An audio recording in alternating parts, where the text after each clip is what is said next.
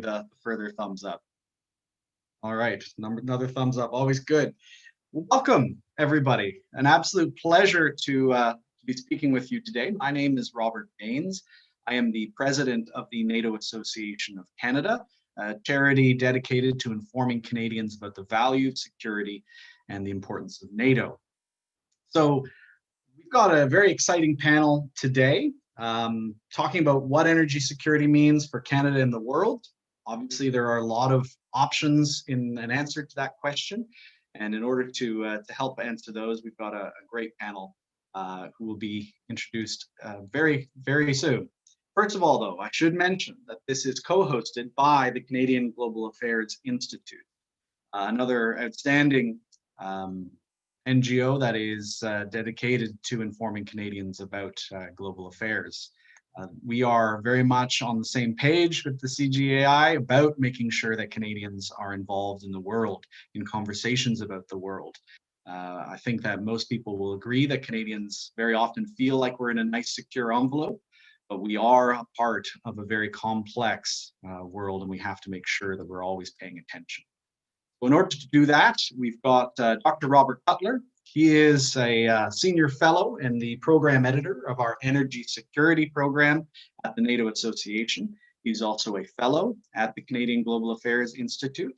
His education stems from MIT and the University of Michigan.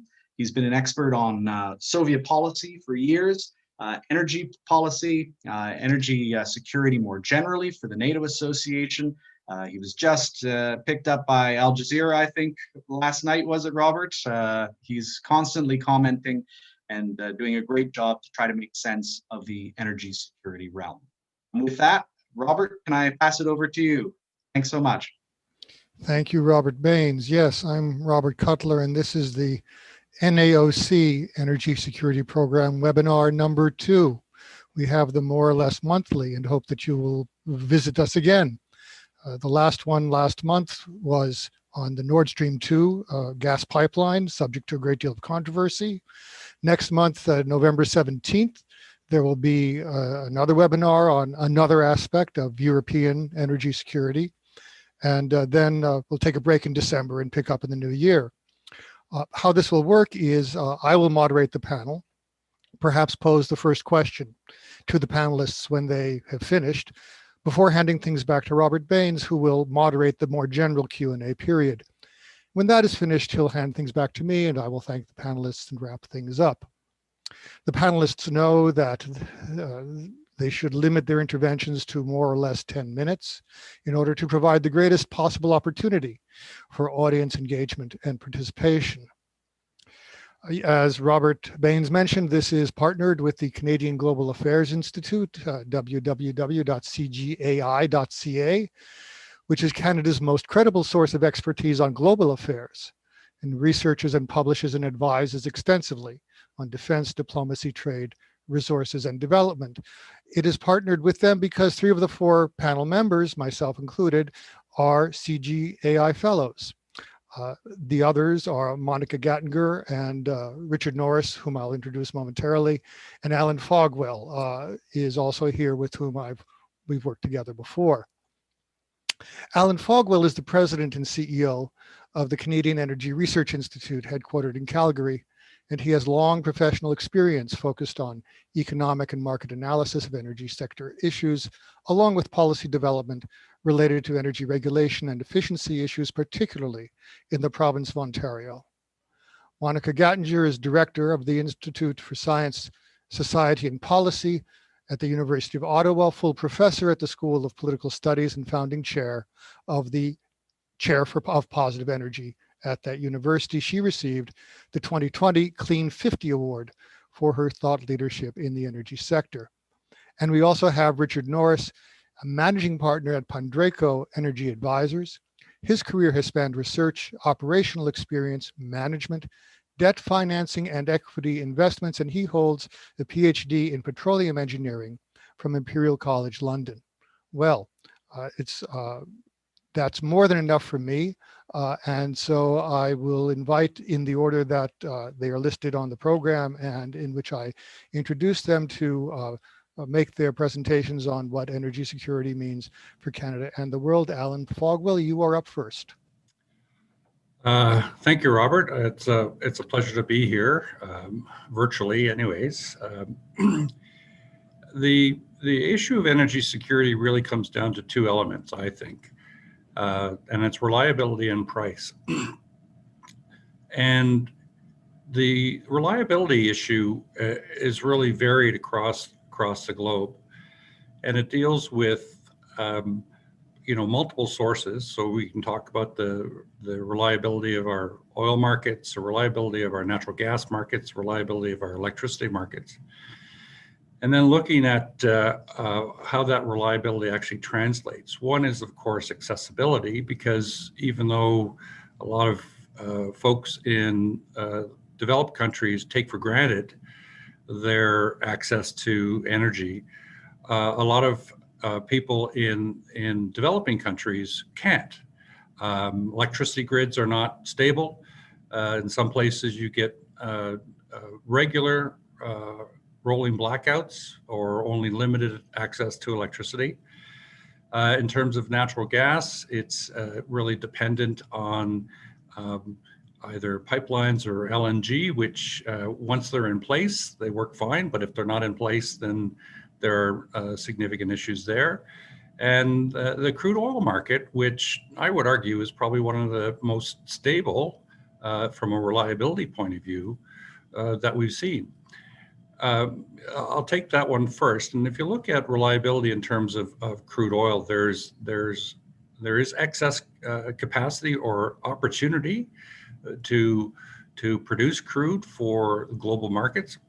There's a lot of inventory that has been built up over the years and this year as well.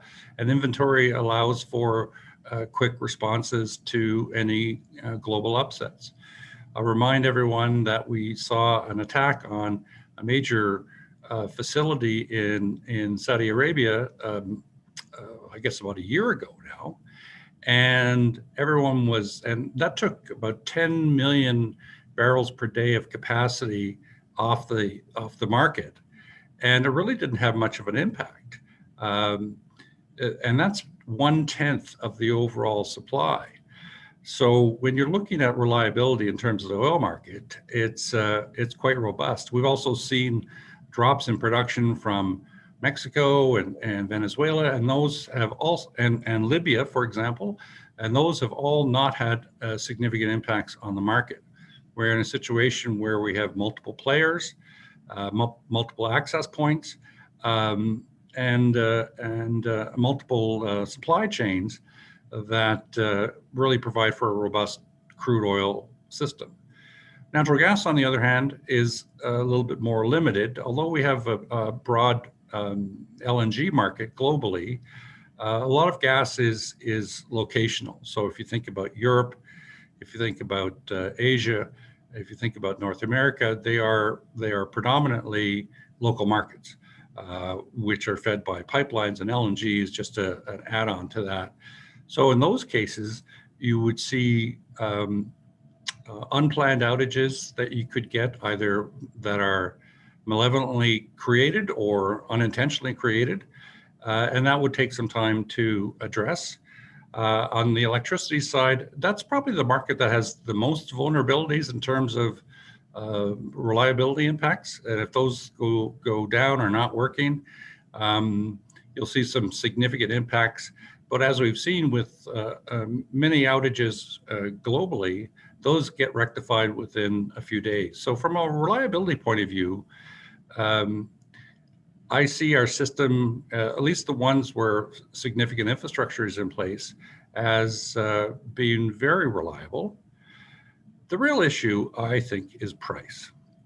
And it's the price now and it's the price later. So in a lot of cases, what we're seeing is energy being a significant drain on people's ability to pay. And that's only going to get more significant. And I take you to an example with the Yellow Vest protests that were occurring in France. that were all based on a modest price increase in gasoline. And what we saw there was people were at the limit of their ability to pay, either from a perspective that they don't want to pay more, or just because they can't. And when we're talking about evolving our energy systems to be more low carbon or low emitting, we are talking about fundamental changes in our systems. Now, we can do that. Technically, we have that ability. We can do that, but how much is it going to cost everyone? And one example, or one fact that I always bring up, is in Canada, we have about 20% of people living in energy poverty. And energy poverty is defined, at least the way I'm using it, is spending more than 6% of your pre-tax income on energy services. So we have 20% of the people in Canada that fall under that category. And we don't know the shape of that curve. So if it was a very steep curve, almost vertical, you could say that a small increase in price is not going to capture a large incremental portion of the population. Or if it's a very flat curve, a small incremental change in price could capture a significant portion of people. And we don't know the shape of that curve. And looking at some of the other analysis that's been done in other countries, I don't know if other countries have any better perspective on the shape of that curve more than we do here in Canada. So as we look at evolving our energy systems, we do need to pay attention to price, and we do need to understand how it's affecting people in their day-to-day lives. Because even if it is very reliable, but if people can't afford it, then they're not getting that energy. So I'll just conclude there and look forward to the questions. Okay, well, thank you very much, Alan. You've overfulfilled or underfulfilled the plan, whatever it is. Thank you for keeping to time. Monica Gattinger, I believe that you have some things to say that may be interpreted sort of as a response to what Alan had to say. Great, thanks, Robert. It's a real pleasure and an honor to be here. And yeah, my remarks, I think, will be complementary to Alan's. In essence, I'd really like to try to address two questions with my remarks. The first is, what are the energy security issues of tomorrow? And then the second is, how well is Canada positioned to address them? And the kind of, spoiler alert or short answer is that the energy security issues of tomorrow are going to be far more numerous, far more complex and multifaceted. And when it comes to Canada, Canada is going to have to get its act together to successfully address them. So I'm starting from a definition of energy security used by the International Energy Agency, ensuring the uninterrupted availability of energy sources at an affordable price. So basically there are three elements there: uninterrupted availability, energy sources, and affordable price. My remarks actually are going to focus more on the availability and source piece than the price piece, which is what Alan focused on. So I think it's quite complementary in that sense. I'm also focusing my remarks on the long term. And I sort of think of that long term as two chunks of time, now to 2030. So what's going to happen over the next decade, and then now to mid-century. So what's going to happen between now and 2040, 2050. So over the next few decades. And over the course of that period, there's tremendous focus on transforming to lower emitting energy systems. And I would argue that we're doing so in a way that is not paying sufficient attention to energy security. And I think that we're doing this actually at our peril. So let's start with a little bit of discussion of energy sources. So if you look out 10, 20, 30 years, All the credible scenarios and projections and outlooks really underscore that oil and gas is going to continue to be an important part of the energy mix going forward, but increasingly they're going to be joined, as they have been in recent years, by other energy sources, whether that's hydrogen, much more electricity, a real focus on electrification, as was already mentioned. And that includes, not only renewable electricity sources, but also new and emerging sources like small modular reactors. So really on the energy source front, we've got kind of an all of the above scenario going forward. What exactly it's going to look like, I think, is still an open question. So in that context, what is likely to interrupt availability?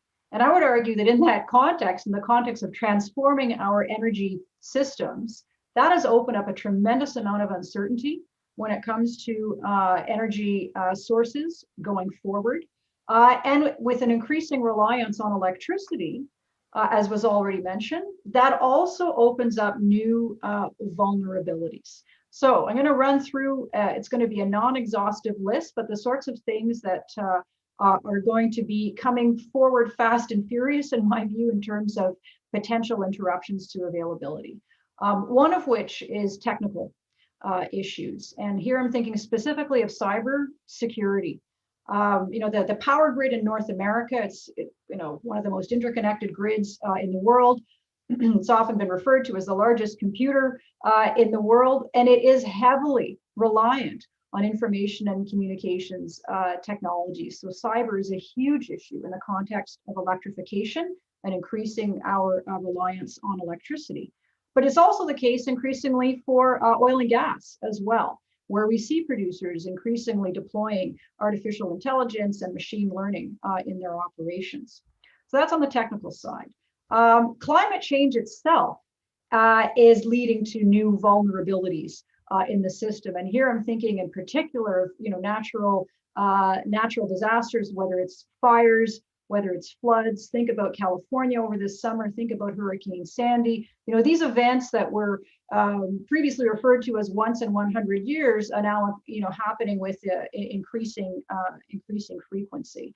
And as we know, they have a tremendous capacity to knock pieces of our energy system offline, all the more so in an electrified future. Geopolitics. Alan already mentioned this to some extent in his remarks. And one could say, on the one hand, well, this plays out mostly in oil and gas. If oil and gas is going to be a lesser part of our energy systems going forward, geopolitics maybe is going to become less important. I would actually argue the opposite and say that it's going to become more important. That geopolitics around oil and gas in a context of uncertainty and fights for market share are likely to heat up. Couple more points to make on the what's going to interrupt or possible interruptions to availability. Social and political issues. I think this is an area that is not getting the kind of attention that it warrants. We see an environment increasingly of lower trust, or at least unstable and trust in flux when it comes to institutions. We see political polarization and fragmentation. In the Canadian context, a rise of Indigenous authority and power in energy decision-making. All of this has real impacts, not only in terms of people's willingness to pay, as was already alluded to, but also willingness to accept the infrastructure builds that are going to be required to transform our energy systems. Economics was already mentioned, but I think it definitely bears underscoring again, the cost of transforming our energy systems to lower emitting configurations, the investment that's going to be required of public and private investors. The numbers that one sees are just staggering. It's very difficult to fathom where all of this money is going to come from. And of course, then what are the implications of that longer term in terms of potential interruptions to availability? What's going to shape prices? Certainly on that front, it's going to be a host of factors. technological change, social issues, political developments, economic developments. All of these things are very difficult to predict and are likely in a context of uncertainty to have some potentially quite unpredictable impacts on prices.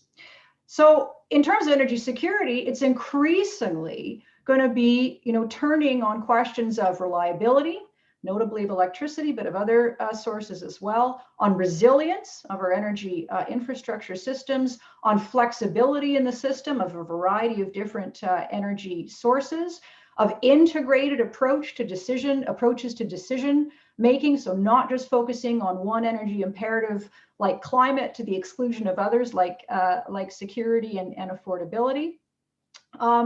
But also on our capacity to do forecasting, foresight, and scenarios work. One of the biggest threats to energy security is actually ourselves, assuming that we know what the future will look like. When I think, that sort of deep scenarios and forecasting work is actually going to be needed to try to prepare for alternate scenarios going forward. So how does this play out for Canada? Well, it plays out in two ways. One of which is for consumers in many of the ways that one would imagine in terms of affordability and access. But the other way that I think is really important, it doesn't get necessarily a lot of attention in Canada as much as it could, is how is this going to play out for producers? Whether those are oil and gas producers or electricity generators or technology developers, what is their ability to help to ensure an uninterrupted availability of energy sources at an affordable price? So in the couple of minutes that I have left to me, I'm going to lay out, how well is Canada positioned to address these issues? And my view at the present time is that we're not terribly well positioned. We're not taking an integrated perspective on many of these challenges. We have sort of silos. There's a climate silo. There is, hopefully increasingly more attention to security. There are a variety of silos that aren't necessarily connecting with one another. Many of our energy debates in Canada are either or debates in terms of fuel and energy sources going forward. They're not all of the above kinds of discussions. They're not always inclusive or connected to global energy market realities, and many of them include some pretty strong assumptions. And in Canada, I think we've got relatively limited foresight and scenarios capabilities, or where they exist, and it's not that they don't exist, where they exist, they're not always as connected as they could be to the real worlds of energy, notably the social and political and local worlds of energy.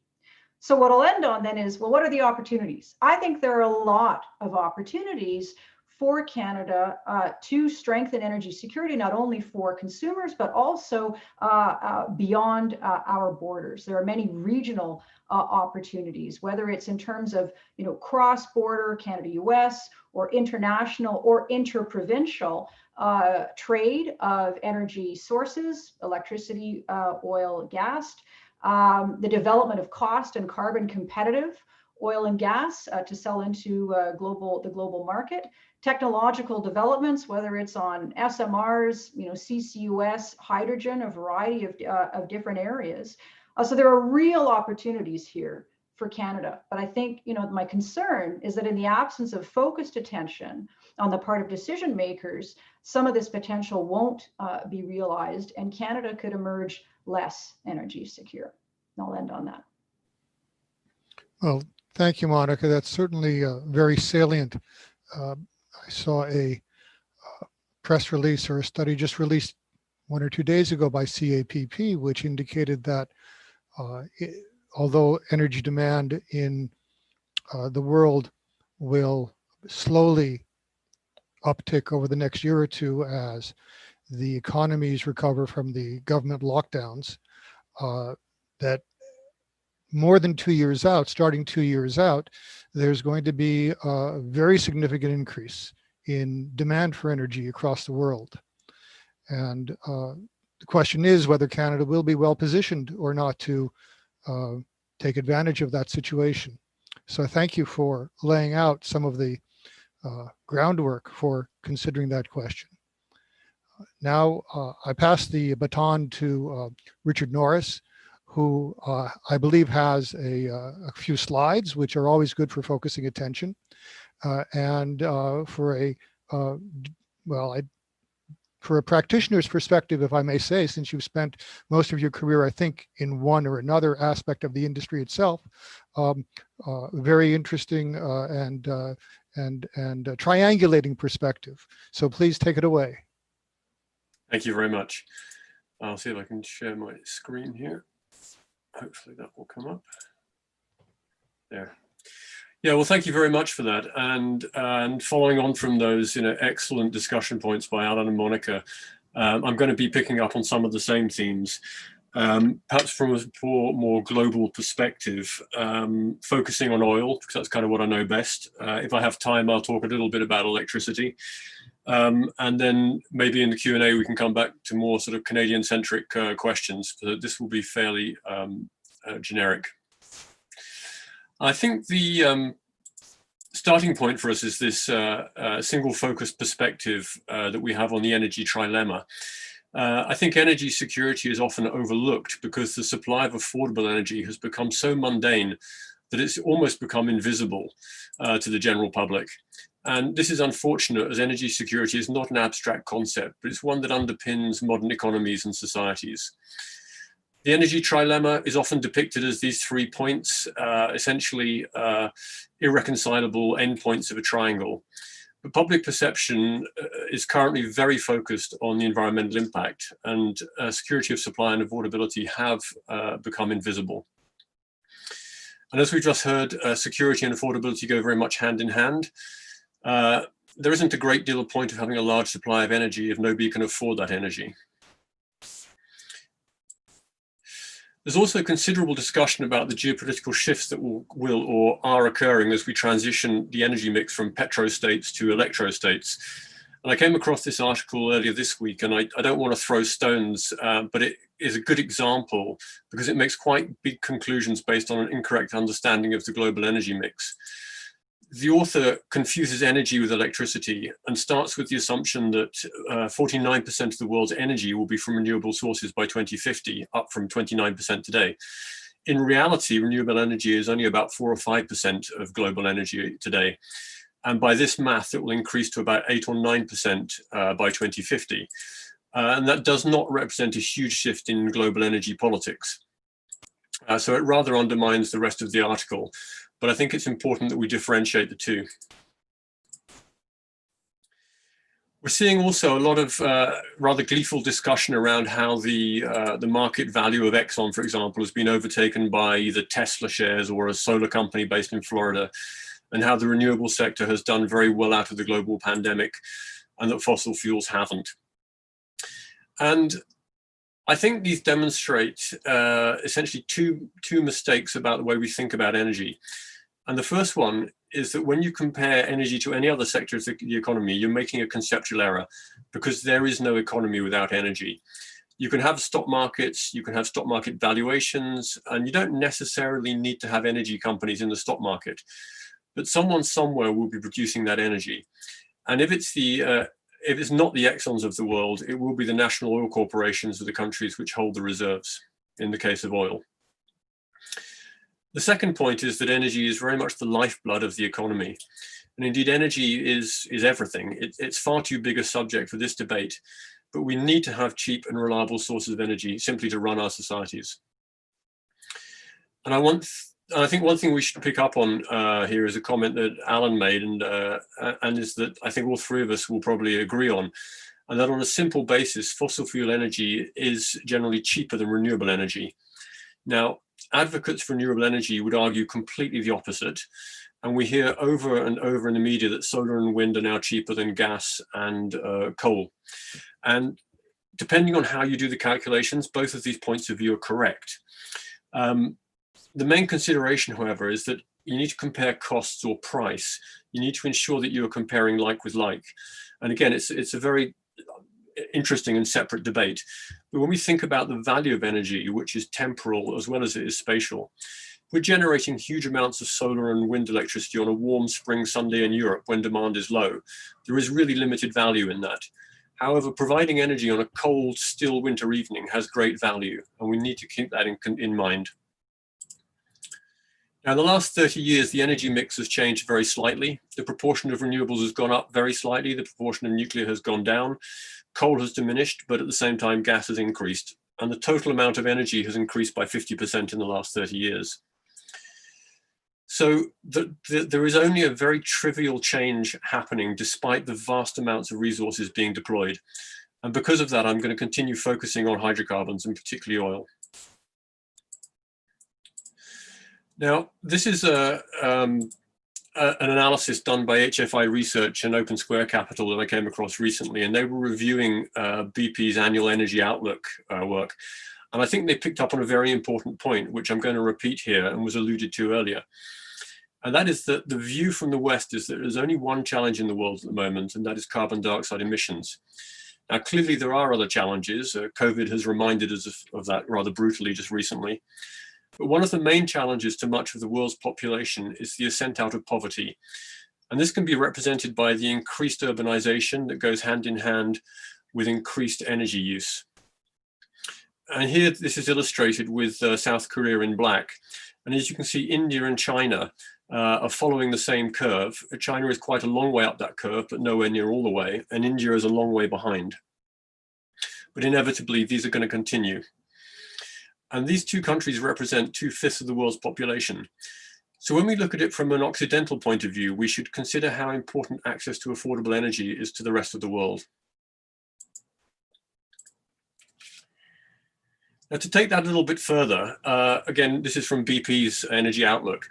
When they looked at their rapid transition scenario, what we can see is that going from 2018 to 2050, energy consumption per head on the left and the consequent carbon emissions on the right, well, the energy consumption per head will reduce in developing countries, and it will be more or less the same in emerging markets. Now, if we look at this in detail, these two lines are China and India. And as we saw from the previous graph, that essentially implies that growth in India or China will either have to stop, or there will have to be the most dramatic technological change in energy efficiency, such that growth and urbanization and development can continue without having an increased energy consumption. Now, in terms of food, which again is another area of security, we don't think about food security and energy security being related, but they are, because basically we eat oil. The World Food Price Index on the left and the oil price index are intimately correlated, and this is backed up by academic studies. And we think about why that should be. Well, we have industrialization of farming, and we also have the fact that foods are transported, and transport is dominated by oil. And this graph on the bottom right is from the percentage of oil in the transportation sector in France, but it's true of any industrialized country. So food security is another area we should be very concerned about when we think about energy. But it seems to be odd to be talking about energy security because, again, we talked about this earlier. We are in a surplus, particularly of oil at the moment. So security of supply, when we know the world is vastly oversupplied, seems to be a bit odd. And what we have had, even in a pre-COVID era, was this perception that we're all going to be driving electric cars within the next 10 years. So peak demand is just around the corner.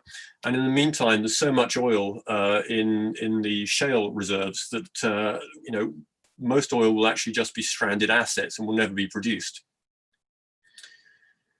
So I call that the bookend problem. And I think the conclusion of that for most people is don't panic. And this don't panic, as Alan talked about earlier, was very well illustrated last year in 2019 with the attacks on the Saudi Aramco facilities and the other hostilities in the Gulf.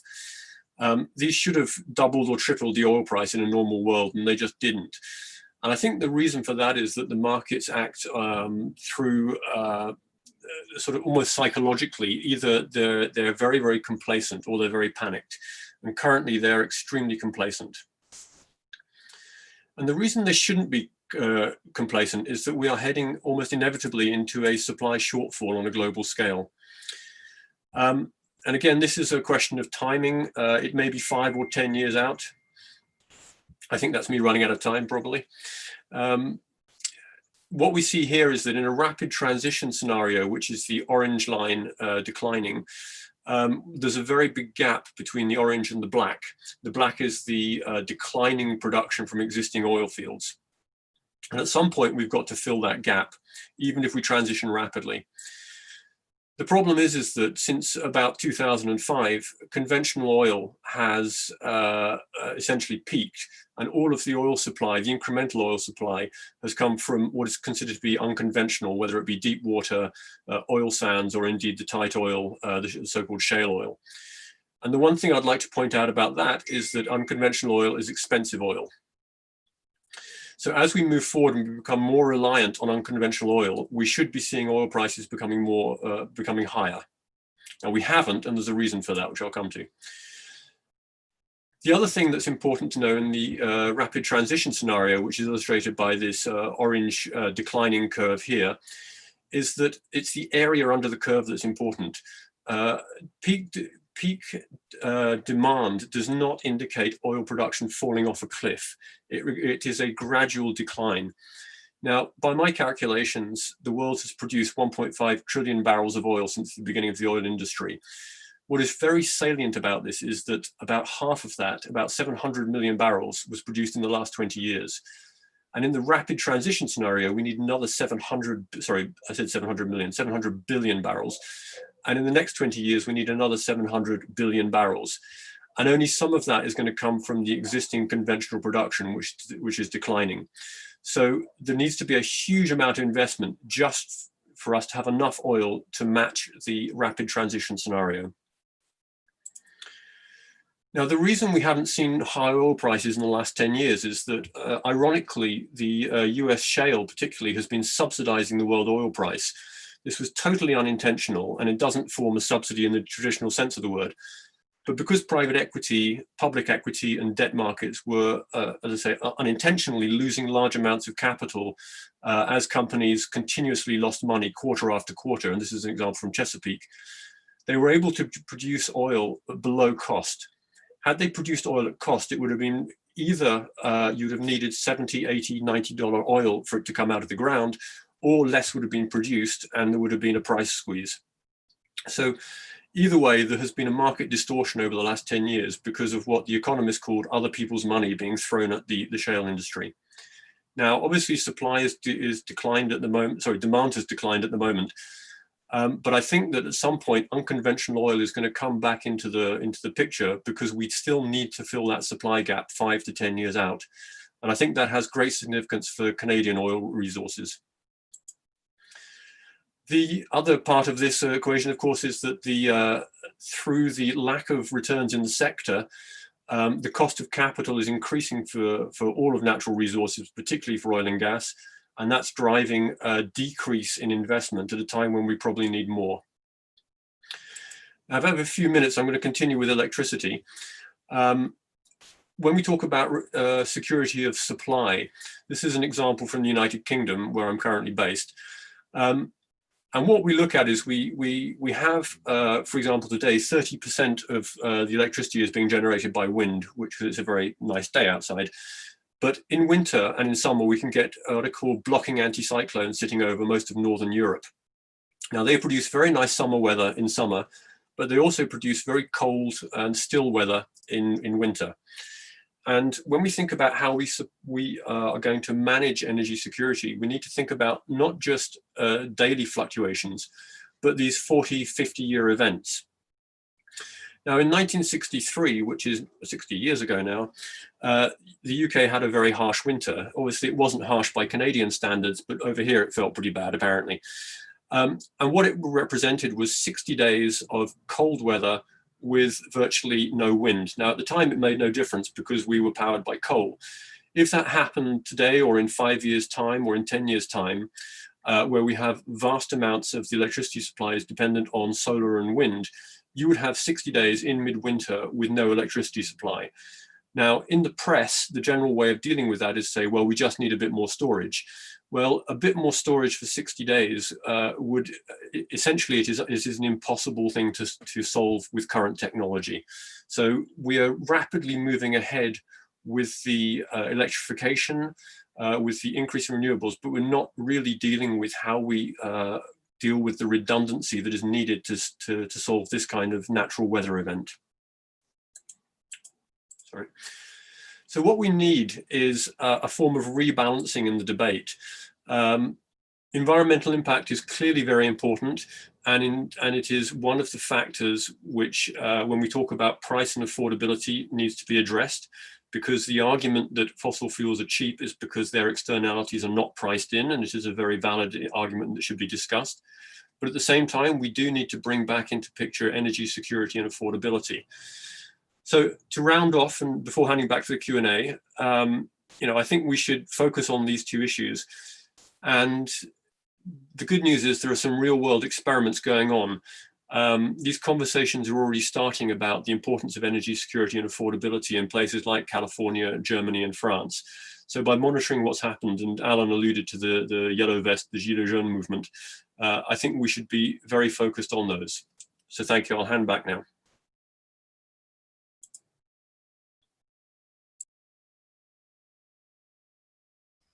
Thank you very much, Richard Norris, for a comprehensive and intensive and extremely informative presentation. In fact, the things that you said at the beginning and towards the end actually foreshadowed the question that I had devised to put to the panelists. So I would put that question and then perhaps call on the panelists in reverse order, Richard, then Monica, then Alan, to make any remarks they care to make before handing the Q&A back to Robert Baines.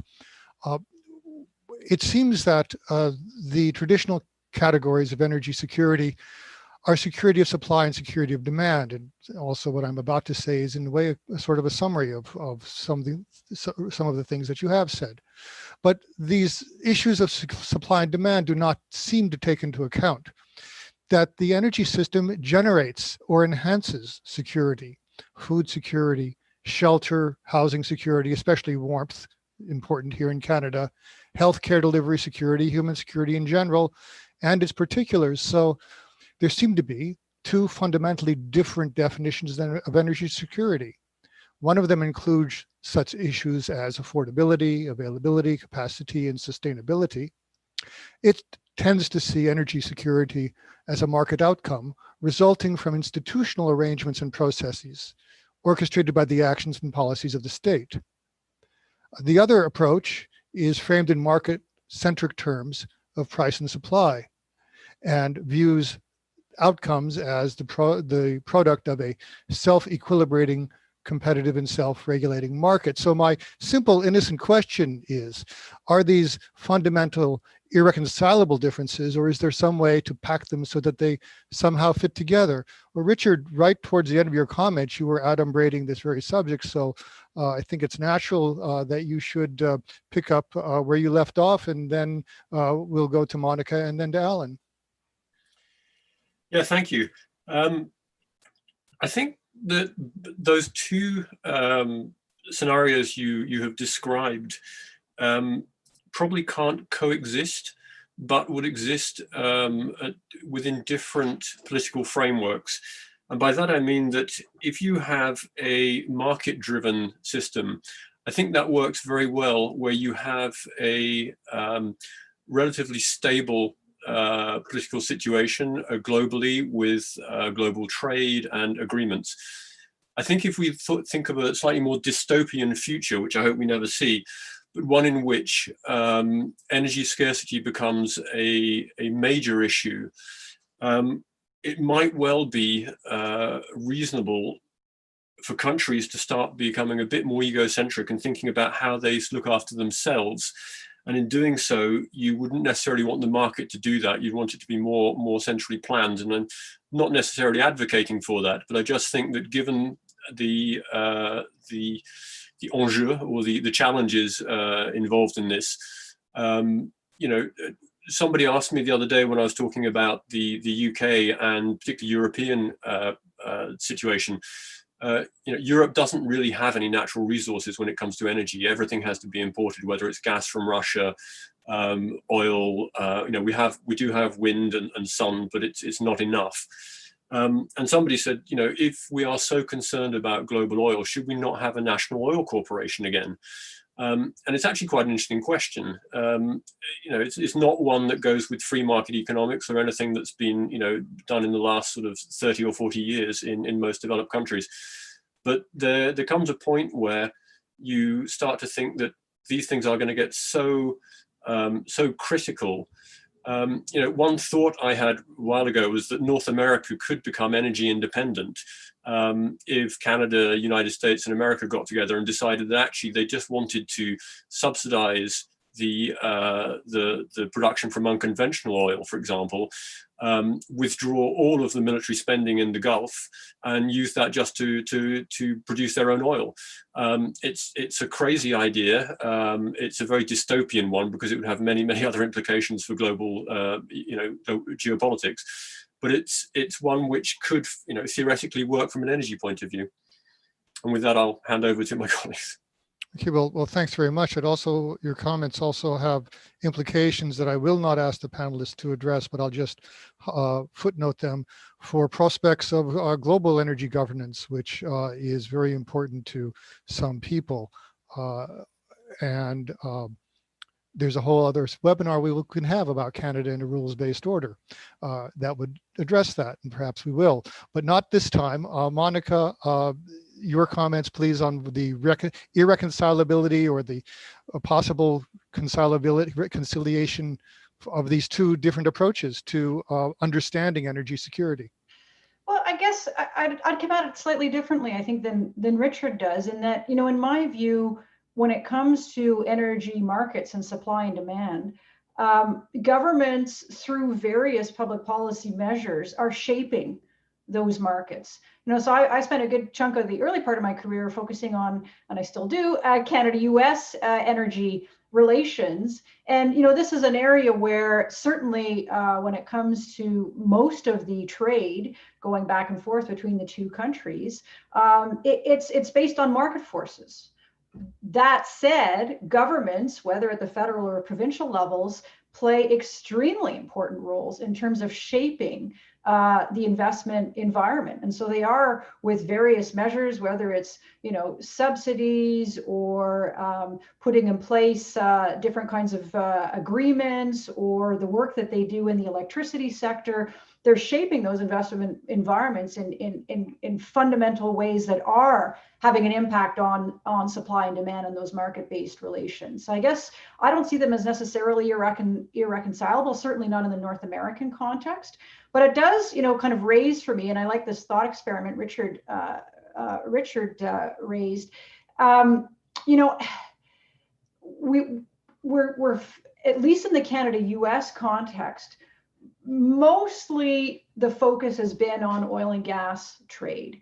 And where there has been electricity trade, and there are some fairly substantial trades back and forth between Canada and the US on electricity, a lot of that has actually been not only about trade, but also about reliability, right? So there are other public policy objectives that are being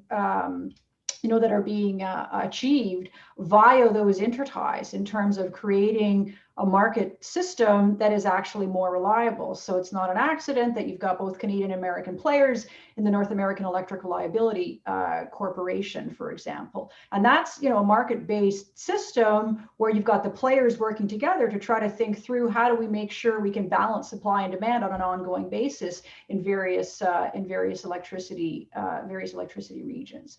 But where I think from a security perspective, we have not spent a lot of time thinking about is as we're moving from, but beginning to increase the electrification in the system, those markets operate very differently. In the Canadian context, it's often said that we've got, 10 or more states that are managing their own electricity systems in different ways, and the vast majority of which, with the notable exception of Alberta, and in fact less and less Alberta, but with the notable exception of Alberta, are based upon Crown corporations. So it's governments are highly involved in those areas. And so when it comes to security, I think thinking through what's the role of the state in that context, and how do we make sure that we've got integrated approaches, because it's not just about climate, it's not just about security, it's not just about markets, it's about how do you find a workable balance between all three of those, and governments play a crucial role in that context, and that role is becoming extremely, I think, much more difficult to pursue. Okay, thank you, Monica. Alan, you have something to add? I'm going to be a little bit provocative in terms of responding to your question. I actually don't think we have free markets in energy at all. So I'm actually going to double down on what Monica has said. If you look at the oil and gas sector globally, and let's just take North America aside for now, because we're in a bit of a unique situation. Much of the oil and gas supply is controlled by state-owned companies. And if you look at the oil market, for example, what happened to price this year? Well, we had some folks in the Middle East and Russia sit down and decide on what the price was going to be through their production cuts. We had a plunge in oil prices because Saudi Arabia and Russia were arguing about something. So when you look at the oil and gas markets globally, you see a significant amount of government intervention, either directly or indirectly through those companies. It's only in North America and select other places where you will have a significant portion of the resources that are controlled by private companies. So when it comes to the market actually making the choices, that's not necessarily the case. I mean, you think about going back to your earlier comment we were talking about in terms of Nord Stream 2. The controversy around that one is whether or not Russia or Gazprom could shut off the gas to Europe at any particular point, given either a political debate or a commercial debate. I think what happened between Russia and Ukraine a few years ago, and that was as much a commercial argument as it was a political one. On the electricity side, it's even more clear that governments are involved. Even if they're not state-owned or integrated companies, they're all regulated. Electricity markets are a clear example of a natural monopoly. And so when it comes to the selection of resources, how they're priced, and their availability and reliability, those are all controlled by a regulatory framework, regardless of whether the company that's actually implementing those activities is private or public. So this is where we get into what Richard was talking about in terms of, you know, various focuses, you know, the environmental focus, the availability focus, or the affordability. In terms of most regulatory approaches, there is a better balance. It's oftentimes you skew that balance when you have the government interceding in some of these regulatory processes to forward a particular agenda in terms of, for example, reduced emissions. And you know, Richard's point about the availability of supply, I mean, we even saw that, we've seen that in California, we've seen it in Germany, we've seen it in Australia, where people have been moving ahead with some of these new technologies, wind, solar, what have you, storage, batteries, and they haven't taken into account all the nuances associated with maintaining that power service on you know, a cloudy day with no wind or early evening when it's caught. So that picks up on the point that Monica had made about integrating a lot of these activities into our decision making, or a lot of these considerations into our decision making, that more often than not, we're getting it wrong. And so we have to do better, as Monica was saying, we have to do better in terms of integrating these things. In terms of the power market, we have to do much better, especially if we're looking at transferring some of our basic services from fossil fuels to electricity in terms of electrification. So, you know, we talk about electric vehicles, and what happens if the power's out for 3 days? We can't move around, right? It shuts down the whole market. So, you know, instead of losing food in your fridge, you're losing food in your fridge, plus you can't get to work. So we haven't even thought about these things. So what is an extra redundancy that would have to be put into the system so that we can actually rely on these systems in the future? Great. Well, thank you, Alan, and thank all of you for a wonderful discussion on this question. And I'm certain that the audience will have further questions on this and other matters, and Robert Baines will take over for that. Thank you so much, Robert. So yes, I'm pleased to take us for about another half hour of discussion. We have a number of questions from the audience, and I'm going to ask two to start off, and then I will be inviting one of my colleagues at the NATO Association, Griffin Cornwall, to speak out some of the questions that have been written on YouTube. So if you haven't already, please do write in the comments section on YouTube any questions that you may have for our panelists. And for a few questions to start off, I love, Robert, that you mentioned that we should have a debate about the rules-based order. And I will be asking a question that kind of touches on that. The rules-based order is something that many people have discussed. Well, we don't know what we're talking about when we say something is going on with the rules-based order, etc. I think that in 2017, Canada quite clearly placed the rules-based international order at the center of Canada's foreign affairs goals to support and strengthen rules-based international order, which I'd like to characterize as perhaps being a little more precise, more a collaborative rules-based order, or a non-zero sum belief in interaction with other countries. Not necessarily the values section here are we talking about. We're just talking about really setting rules that are able to benefit multiple countries by collaboration. And in discussing that sense of a rules-based order, I just wanted to talk a little bit about how important that is moving forward. If we are going towards what I believe Richard, you mentioned as the egocentric interests of countries, really kind of retrenching, if you will. What are the dangers of that? And on the flip side, what should we be doing in the energy world to make sure that the rules-based order is effective when it comes to energy security? And I'll open that up. I know, Richard, we haven't heard from you for a while, and I suspect you might have something to say about that. So do you have any comments on? Thank you.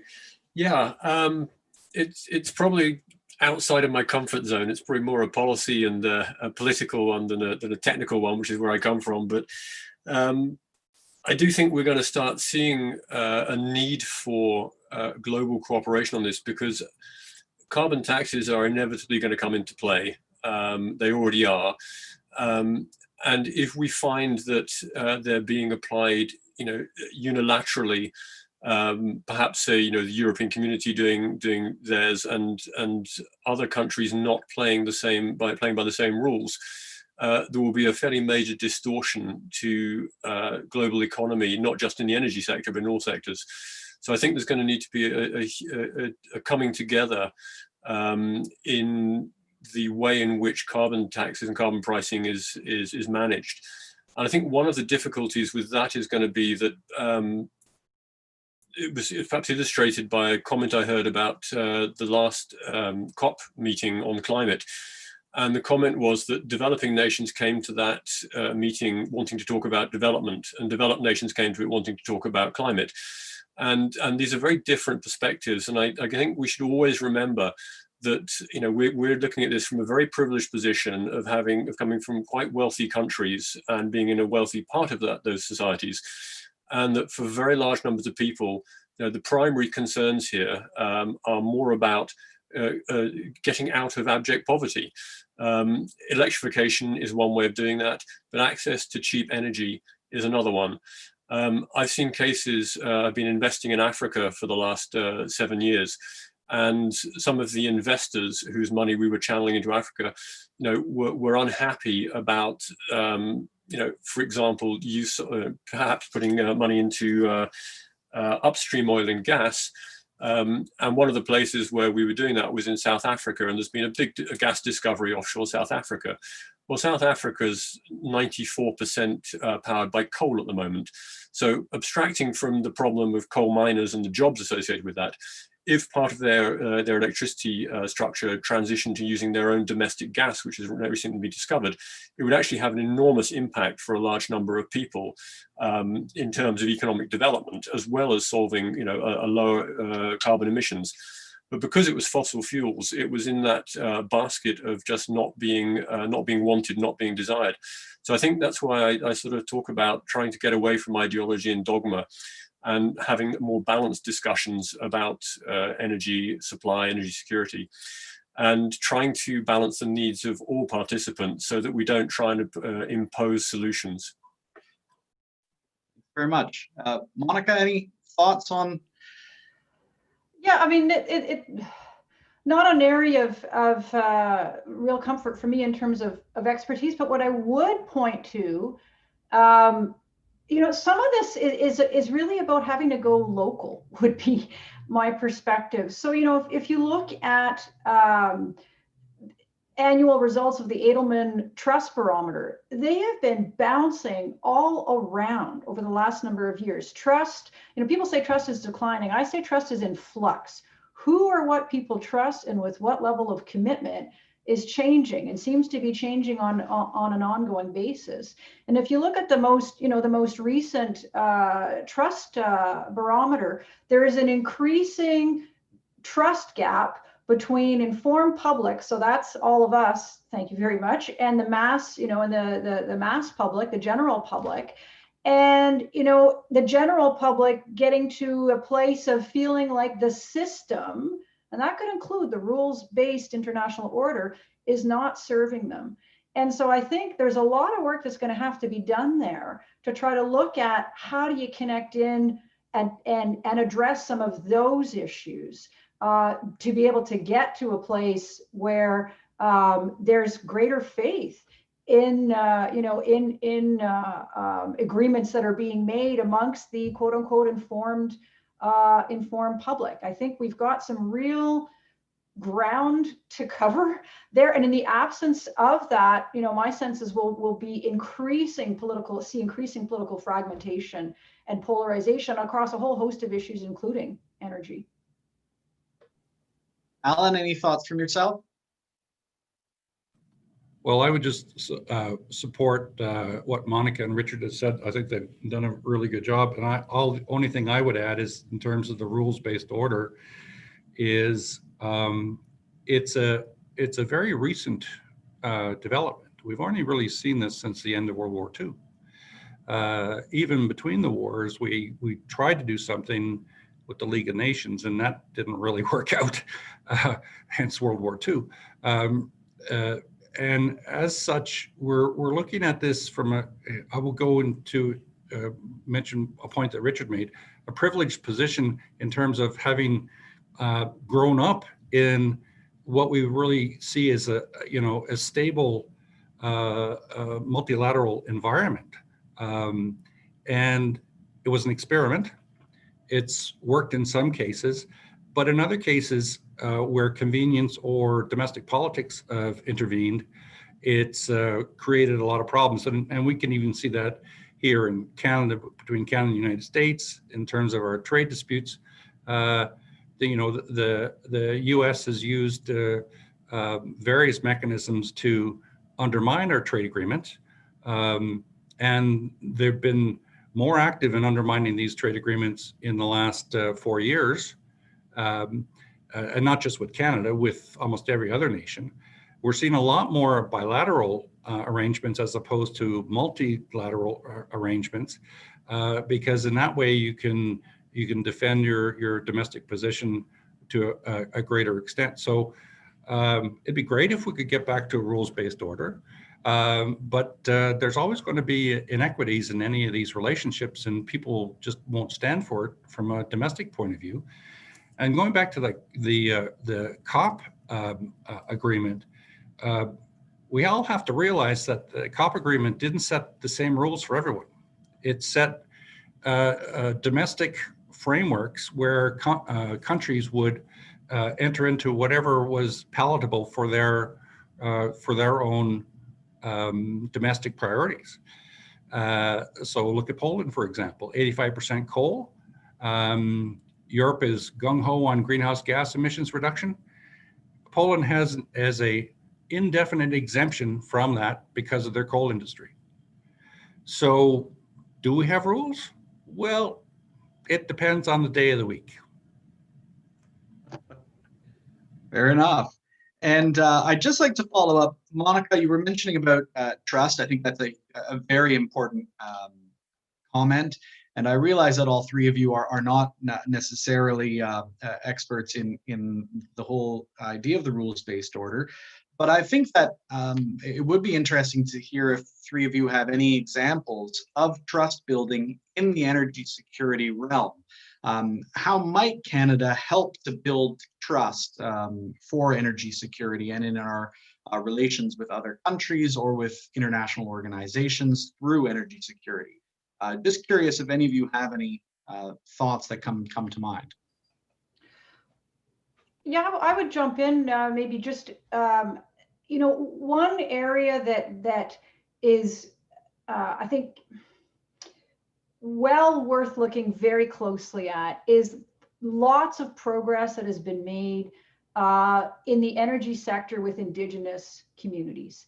Yes, in the media, a lot of times what we hear of is the clashes between energy companies and Indigenous communities. We don't necessarily hear the success stories, but there are success stories, if you look across the country, of Indigenous communities working closely with energy companies, building trust to be able to put in place projects, whether it's, again, all sorts of energy sources from oil and gas through to renewables, putting in place energy projects that not only are enhancing the energy security of those communities, but also enabling them to develop their economic security going forward through revenue streams and jobs and increasingly equity positions. That I think is an area where there's, I think, a lot that could be learned there in terms of that forging of trust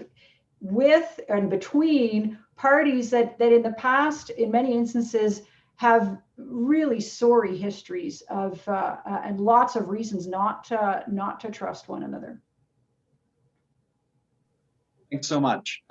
Richard, Alan, any other thoughts on how Canada might help build trust in the international energy security realm? Well, I think we have to solve our domestic issues first before we tackle the international ones. Going back to Monica's point, the industry is building trust with the Indigenous organizations and communities. But if you look at fossil fuels, I'm not sure there's a lot of trust between industry and government. So it would be presumptuous of us to try and take a model in terms of trust building to other people when we haven't even figured it out ourselves. Richard?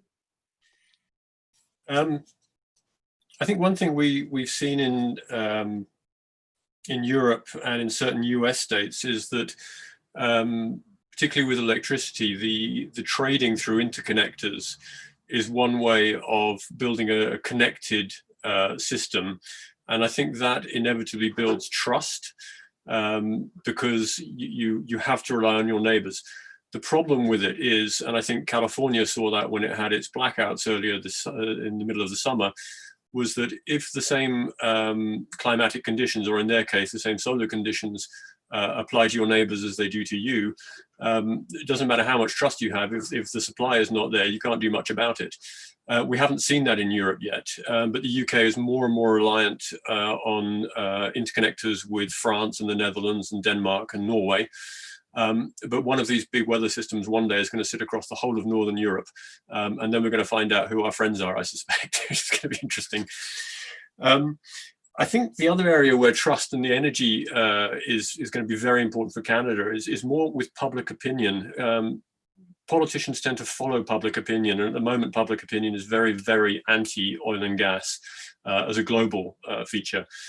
Canada has a pretty major industry. It's a net exporter of hydrocarbons, but I don't think the public appreciate that greatly, to the extent that it is preferable to import gas from the Middle East or from Russia than to use domestic gas.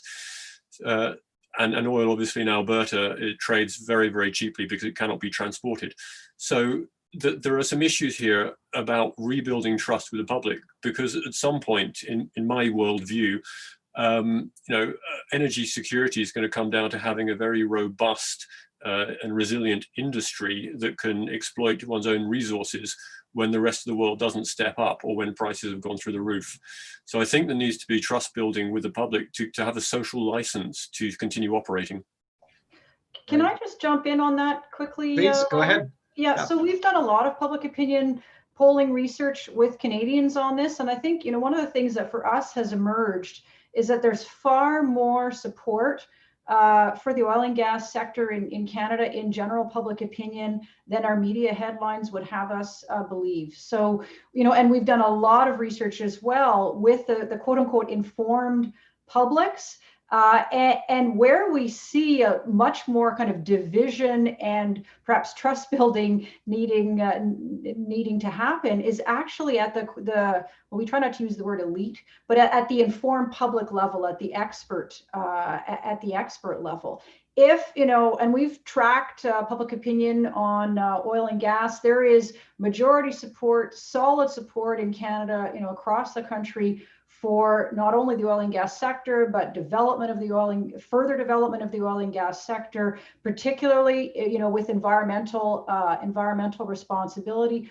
Overwhelming support for, statements along the lines of exporting natural gas to other countries in ways that reduce emissions elsewhere is one of the most important things Canada can do for climate change, getting overwhelming support amongst Canadians across the board, like across regions, across political parties. Where we see, and I'll end on this, but when we do look at, sort of, are opinions polarized across the country on these issues, where we see it systematically coming out is in partisan politics. And so again, that's back up at that sort of elite, informed public level. And sometimes our partisan divisions on these issues, I would argue, actually prevent positive steps forward, whether it's on energy security, climate, you name it. So much, Monica. Well, I'd like to move on to our next segment, which is questions that we've been receiving on YouTube. And I would like to bring in Griffin Cornwall. Griffin, I believe we have quite a few questions. Please put them to our panelists. All right, thank you, Robert. Thank you all. I'll start with the questions on cybersecurity. We have a few of those. So there are 3 separate ones and they all interrelate, so I will put them all to you together. The first one is about how Canada can better position ourselves on the matter of cybersecurity challenges to our energy infrastructure. We also have a question about how the energy sector in general can prevent cyber attacks and develop adequate security and use artificial intelligence to benefit the industry. We also have one other question about who is perpetrating these cyber attacks and against whom. So if anyone would like to jump in on those issues?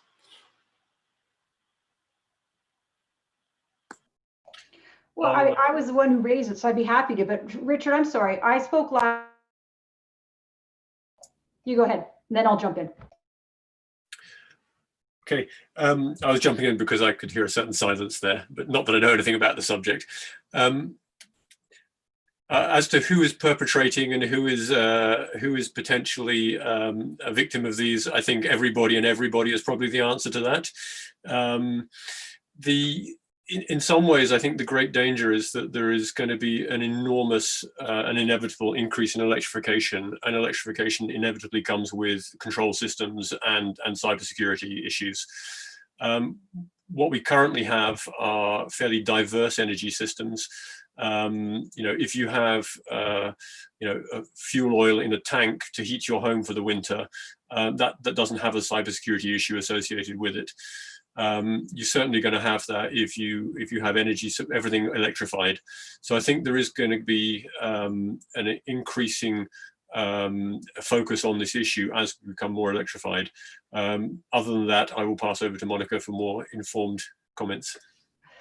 Just a couple of comments on that. A lot of questions in there. I mean, certainly this is an area where collaboration is fundamental. I mean, there's already work that goes on between the various players in, let's take for example, electricity, both domestically and cross-border, and with governments as well, because these are interconnected networks, which are only as strong as their weakest link.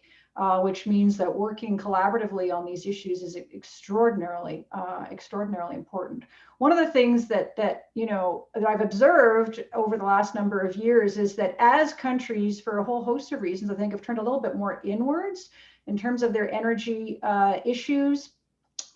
We haven't necessarily seen in North America the same level of robust collaboration that has been there in the past. And given the interconnectedness of the grids, and particularly on the electricity front, if that's going to intensify going forward, that cybersecurity element is going to be absolutely essential. I know a lot of work is already going on underneath the radar, so to speak, but I think that could be definitely an area where governments could give an additional push.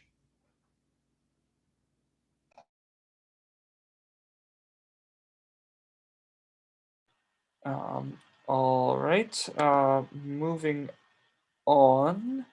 We have another question. It says, as we know, market volatility, environmental uncertainty, and to some degree security threats, in particular surrounding pipeline investments and infrastructure, all serve to undermine Canada's currently secure position. In this case, would a public-private partnership in areas of research and development formed by the federal government help to address the issue?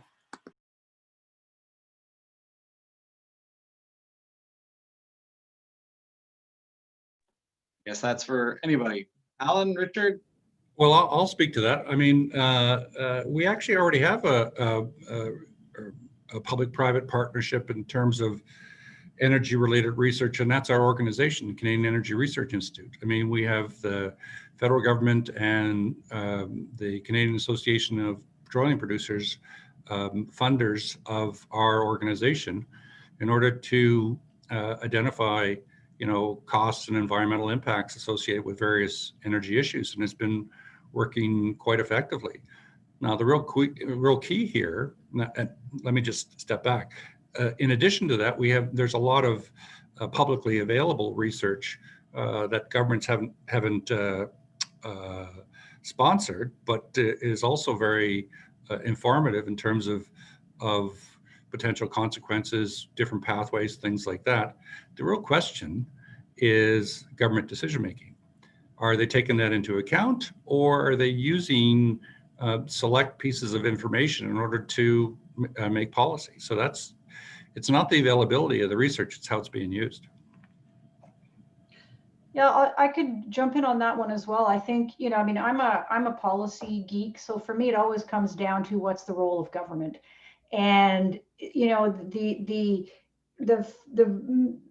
really fundamental transformations in the energy system, whether it's on the environmental front or security or elsewhere, call into question what's the role of government. And I think, that needs to be thought about very, very carefully. I think it is very important for governments to be involved, particularly when it comes to, investments in research. But we have to be extremely cautious around picking winners. We know governments are pretty good at picking losers. Are they good at picking winners, or losers are good at picking governments, as the saying goes? So I think we really need to be cautious about those matters, and kind of break it down into: are we talking about research? Are we talking about energy infrastructure? Who would have thought we would have had a government-owned pipeline? But we've got lots of government-owned energy infrastructure, and I think we should be on an ongoing basis thinking about, do these things make sense, and are there other players who are better positioned to take on some of those issues, and how do we make sure that the role of government is helpful and not counterproductive?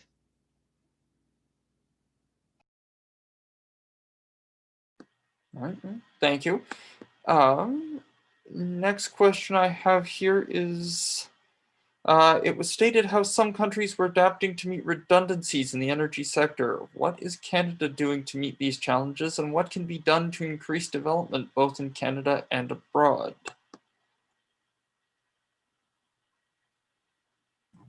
I think I brought up that point about redundancies. The fact is, we haven't really got to the point in Canada where we have to worry about that. I mean, we've got a very robust system in all our networks that's been very effective. 99.99% reliability, reasonable prices.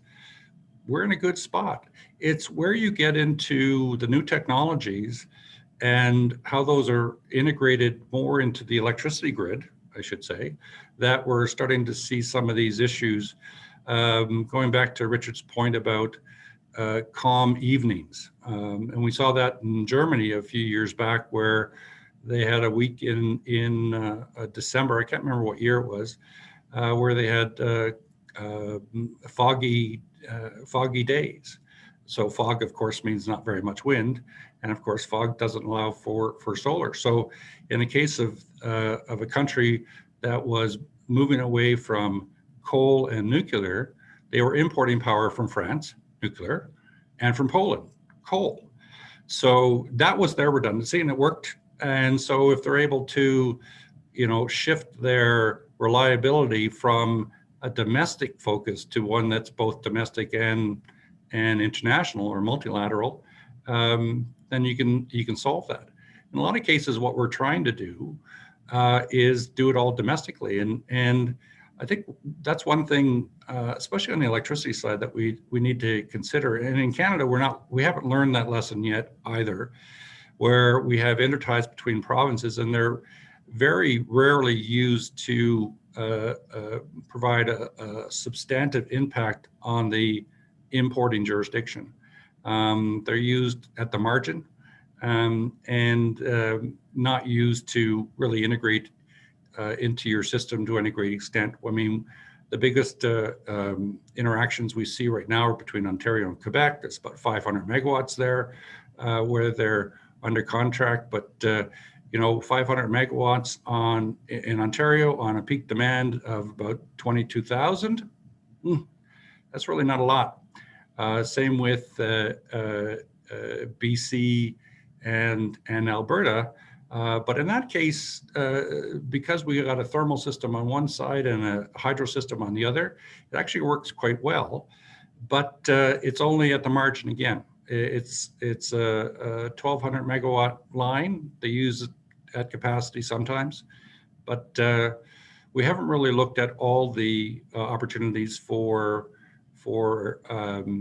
integrating systems to improve their redundancy. And that's why we run into problems, not just in Canada, but in a lot of other places.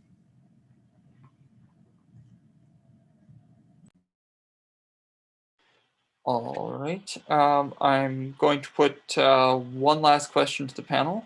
I was curious about the issues of sort of global hydrocarbon supply shortfall and whether or not it would make certain oil development in certain environments, and I'm thinking mainly of the Arctic here, kind of more socially and politically palatable in order to, should demand and prices be high enough to make that kind of development viable to pursue.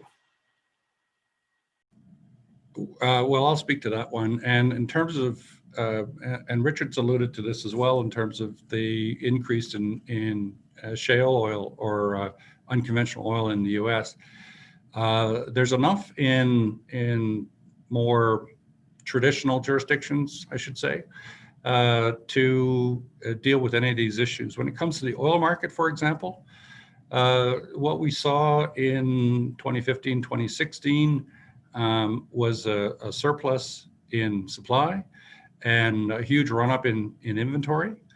And everyone was saying, well, there's going to be a supply capacity gap coming next year.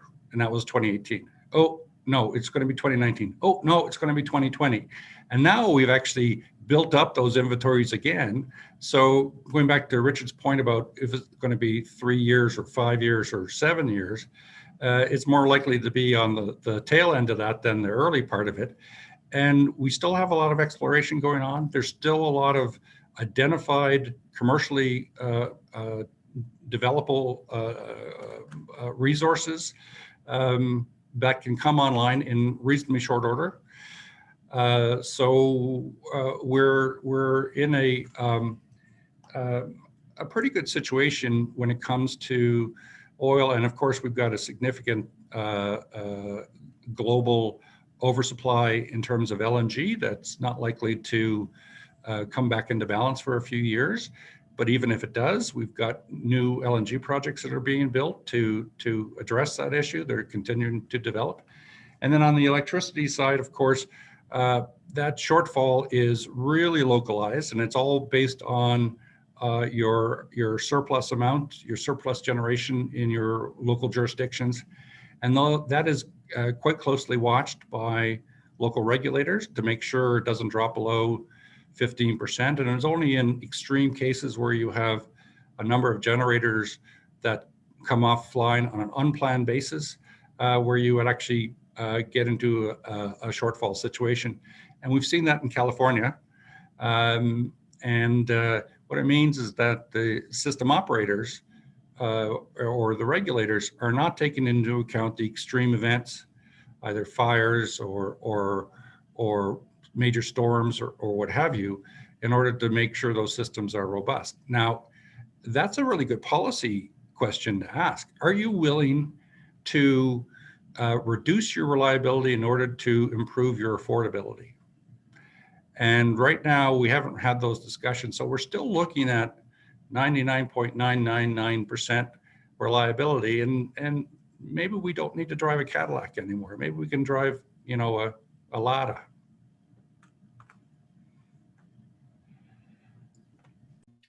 Okay, well, if there aren't, oh, sorry, Richard, did you have a? Yeah, I was just going to jump in on the question of the global hydrocarbon issues, and I think that's we've been through several cycles where we've heard of peak oil as on the supply side over the years, 1998, 2005. People were very hot on these topics. I think what the world has come to understand is we do have more oil than we're ever going to use, and some will stay in the ground eventually. I think the way I'd look at it, though, is we have passed peak cheap oil. And again, that's something we haven't necessarily seen the true effects of yet. And the problem with that is that expensive oil triggers recessions because the world economy cannot survive high oil prices. So you end up in an auto-limiting system. High oil prices kind of cure high oil prices, and low oil prices cure low oil prices. But it's a very painful process as you go through those cycles. If you want resilience in that, you just need to be planning through those cycles, which is hard to do when the cost of capital is changing, particularly, and the political winds are changing. And Monica, did you have any final comments on that question at all? No, just for purposes of time, I think I would let that one go. All right, fair enough. Well, Griffin Cornwall, thanks so much for helping us facilitate the YouTube questions. I'll pass it on to Dr. Cutler.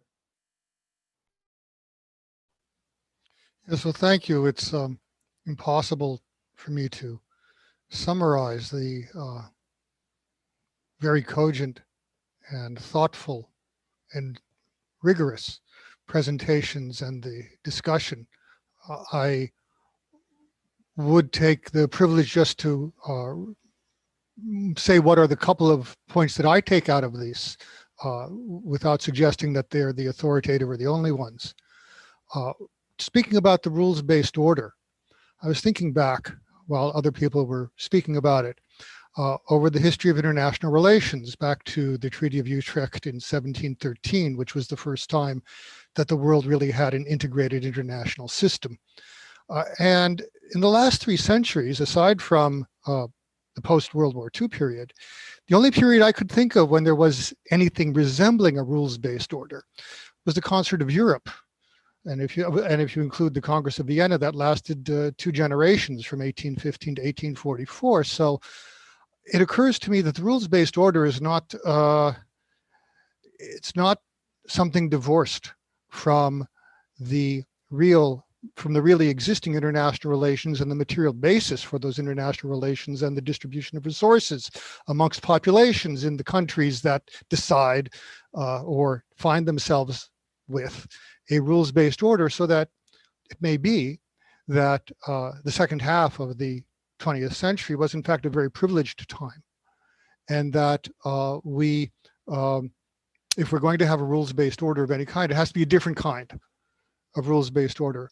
It occurs to me that one of the things that a rules-based order does not compass well is innovation and change.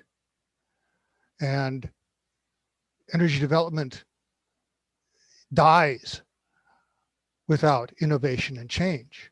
So if one speaks about a rules-based order, even in abstraction from global energy governance, this question comes up, whether an adherence to a rules-based order would in fact retard, to be provocative, human development and human prosperity. There may be historical examples that one could point to, but that's a different story, where that happened in certain places in the world at certain times. Another distinction that occurs to me is that between rules and norms, because rules are about how you do things. Norms are something else. Norms, I thought of this from Richard Norris's vignette about South Africa. A norm is when the IMF says, no, you can't develop natural gas because we won't give you a loan for it. That's not a rule, that's a norm. That's imposing one's norms on others. And in a global context, I believe it was Monica who mentioned this, perhaps in a domestic context, but this is actually becomes also a moral question, that you have advanced industrial representatives of advanced industrial countries in international financial institutions who have a very privileged position from many standpoints, imposing their desires, imposing their norms on third parties to whom it may not be objectively the most beneficial solution to their problems of development and prosperity. Looking out into the next several decades of the 21st century, there will be, despite the economic recession that followed from the government-imposed lockdowns of the past year, there will be increasing prosperity, there will be increasing innovation. This is because populations will become more prosperous, they will have access to more education, they will make more political demands on their leaderships, and they will have more disposable income. So Richard mentioned automobiles and the question of electric vehicles. Well, many of these populations are going to be in equatorial or near equatorial regions. this is going to greatly increase the demand for air conditioners and for electricity to power air conditioners. And this is not, I submit, a trivial matter that's necessarily even of a few percent. So in the absence of a rules-based order that permits or even encourages innovation and prosperity, we come back to the problem that Alan first mentioned, the issue of energy poverty and of human development. And the question, in fact, which has not been raised because it's partly, can't talk about everything in an hour and a half, the effect of renewables on the environment itself, which is not always anodyne and positive. So I'll just leave it there. Put the cat amongst the pigeons and then sign off. Thanking all of our panelists and all of our audience for a most stimulating, a wonderful, and in-depth discussion of these issues that gives me reason to suppose that in the new year, when the series of webinars will continue, perhaps the 3, the 4, the 5, the 6 of us, the 150 of us come back together and deal with this issue from another angle, because there are so many angles that in an hour and a half, one can only highlight a couple of the most salient. So again, with thanks to NAOC, Robert Baines and Griffin Cornwall and the panelists, I know if I hand it back to Robert Baines, he'll hand it back to me. So I'll be the one signing off. And finally, thanking everyone for a wonderful webinar number 2 in the energy security program of the national of the NATO Association of Canada. Thank you very much. Cheers, Robert. Thanks so much, everybody.